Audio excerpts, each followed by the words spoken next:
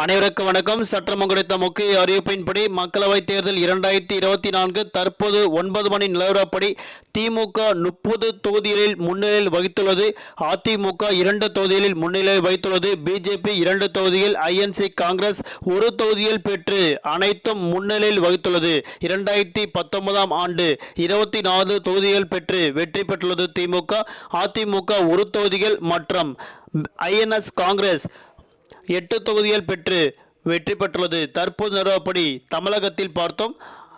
மக்களவைத் தேர்தல் படி அனைத்து இடங்கள் மற்றும் இந்தியா முழுவதும் பார்க்கும்போது பிஜேபி 301 தொகுதிகள் பெற்று முன்னிலையில் வைத்துள்ளது. 1 தொகுதியில் மற்றும் 1 இடங்களில் வெற்றி பெற்றதாக அறிவிக்கப்பட்டனர். குறிப்பாக 2019 ஆண்டு 303 இடங்கள் பெற்று பிஜேபி வெற்றி பெற்றுள்ளது. ஐஎன்சி காங்கிரஸ் 172 தொகுதிகள் பெற்று முன்னிலையில் வகித்துள்ளது மற்றும் 172 தொகுதிகள் பெற்று முன்னிலை வைத்ததாக அறிவிக்கப்பட்டனர். 2019 ஆண்டு 52 இடங்கள் பெற்று அந்த தொகுதியில் பின்தங்கியுள்ளது.